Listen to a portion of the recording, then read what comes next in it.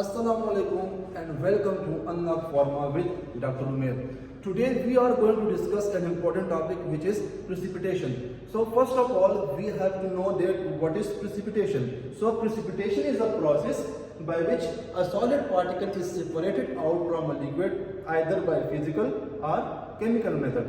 कोई भी प्रोसेस हम यूज कर सकते हैं, वो फिजिकल भी हो सकता है, वो केमिकल भी हो सकता है।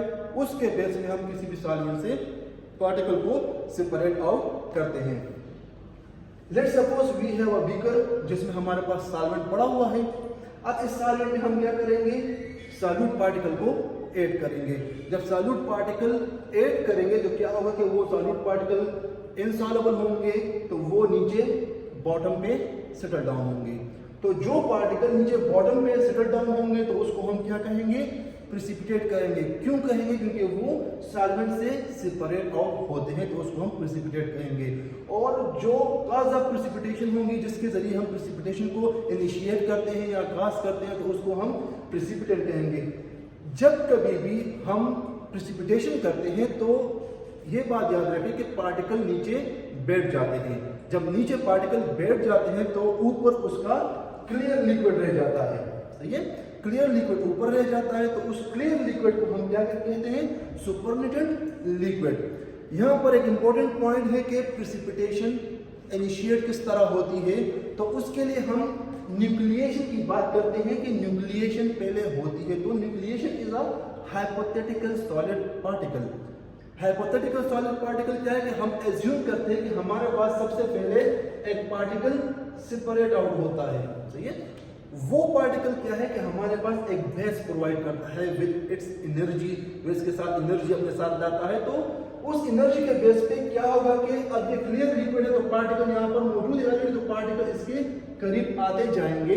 जब पार्टिकल करीब आते जाएंगे तो एग्रीगेशन भी हो सकती है, पार्टिकल साइज भी इंक्रीज हो सकता है, जिसके वजह से आपके पास जो पार्टिकल है वो बॉटम पे बैठ जाएंगे। सही है, तो न्यूक्लिएशन अगर नहीं होगी तो आपके पास बेस नहीं होगा। जब बेस नहीं होगा तो आपके पास प्रेसिपिटेशन इनिशिएट नहीं होगी।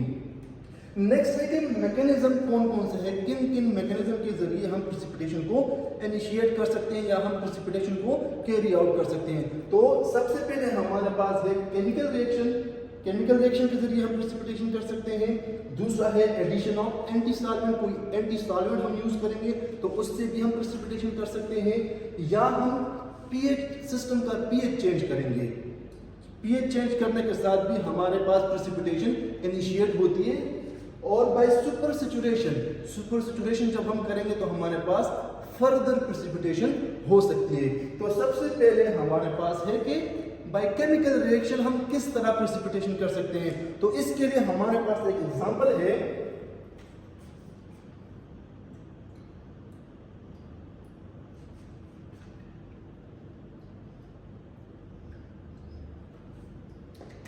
दोनों इक्वस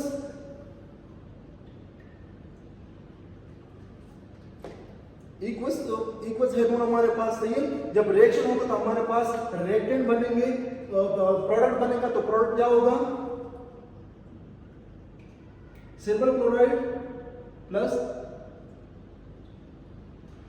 इसमें जो सिल्वर क्लोराइड हमारे पास बनेगा वो क्या होगा, सॉलिड होगा। और ये हमारे पास प्रेसिपिटेट बनेगा। सही है, जो प्रेसिपिटेट हमारे पास है वो सिल्वर नाइट्रेट होगा जो कि जो रिएक्शन होगा उसमें से सॉल्वेंट से वो सेपरेट आउट हो जाएगा। दूसरा है हमारे पास एंटी सॉल्वेंट। अब एंटी सॉल्वेंट क्या है, इसको हम इस तरह एक्सप्लेन कर सकते हैं कि लेट्स सपोज हमारे पास दो कंपाउंड है। सही है, इसके लिए आप देखें, let's suppose we have compound A and B. दो कंपाउंड है हमारे पास। सही है, दोनों को हमने मिक्स किया हुआ है। सही है, या इसको हम इस तरह भी ले सकते हैं, एक बीकर में। सही है, इसमें एक कंपाउंड मौजूद है,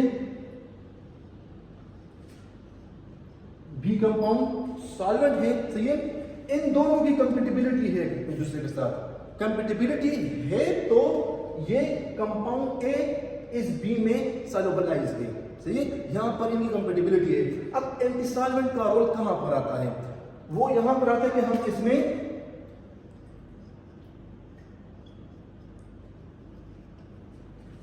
एडिशनल सॉल्वेंट को ऐड करेंगे। अब इस सॉल्वेंट की प्रॉपर्टी क्या होगी? इस सॉल्वेंट की प्रॉपर्टी ये होगी कि ये इसके साथ इनकम्पेटिबल होगा। सही है?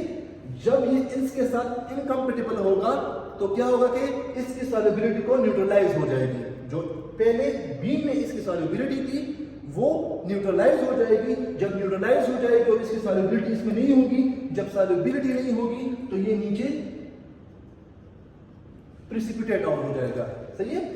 तो एंटीसॉल्वेंट का रोल ये है कि हमारे पास क्या है कि हम दूसरा कोई सॉल्वेंट ऐड करते हैं और वो सॉल्वेंट क्या करता है, इनिशिएट करता है आपके पास प्रिसिपिटेशन प्रोसेस को। तीसरा है हमारे पास by changing pH. By changing pH का मतलब क्या है कि हमारे पास कोई भी या वीकली एसिडिक सोल्यूशन होगा या वीकली बेसिक सोल्यूशन होगा।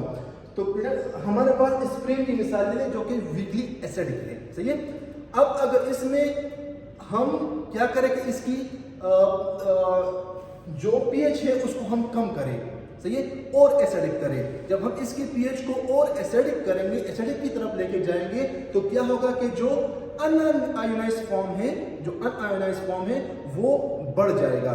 जब अनआयोनाइज्ड फॉर्म बढ़ जाएगा तो इसका मतलब है कि सॉल्युबिलिटी जो है वो डिक्रीज कर जाएगी। क्यों डिक्रीज कर जाएगी? कि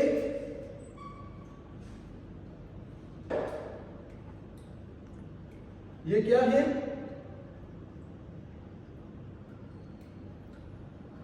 लेस सॉल्युबलाइज, इसकी सॉल्युबिलिटी कम है। जब इसी तरह अगर हम बेसिक की बात करें, पैरासिटामोल की बात करें, तो अगर हम इसके पीएच को इंक्रीज करेंगे, सही है, तो क्या होगा कि जो आयोनाइज्ड फॉर्म है जो कि एसिडिक सॉल्यूशन में उसका होगा तो वो बेसिक की तरफ जाएगा। जब बेसिक की तरफ जाएगा तो आपके पास जो अनआयोनाइज्ड फॉर्म है वो कम होगा। जब अनआयोनाइज्ड फॉर्म कम होगा तो आपके पास प्रिसिपिटेशन होगी। And last one is super saturation. Super saturation क्या है? यहां पर आप देखें जरा, एक बीकर है हमारे पास, सही है, इसमें सॉल्वेंट मौजूद है। सही है? इनिशियली क्या होगा, हम इसमें सॉल्यूट को ऐड करेंगे। सही है? सॉल्यूट यहां पर क्या होगा, इनिशियली सॉल्युबलाइज होगा। लेकिन अगर हम इसमें एडिशनल सॉल्यूट ऐड करते जाएंगे तो एक पॉइंट आएगा कि यहां पर जो कैपेसिटी है इंटरमॉलिक्यूलर स्पेसिस की वो खत्म हो जाएगी। जब कैपेसिटी खत्म हो जाएगी तो क्या होगा कि ये पार्टिकल जो पहले सॉल्युबलाइज था एक पॉइंट पर पहुंच जाएगा जहां पर इसकी सॉल्युबिलिटी खत्म हो जाएगी। जब सॉल्युबिलिटी खत्म हो जाएगी तो उस पॉइंट को हम सुपर सैचुरेशन कहते हैं और उस पॉइंट पे आपके पास क्या होगा, फिर प्रिसिपिटेशन होगी। सो ये डिफरेंट मैकेनिज्म थे प्रिसिपिटेशन के जिसके जरिए हम प्रिसिपिटेशन कर सकते हैं। और वीडियोस के लिए हमारे channel unlock pharma with doctor Umer को सब्सक्राइब करें। Thank you.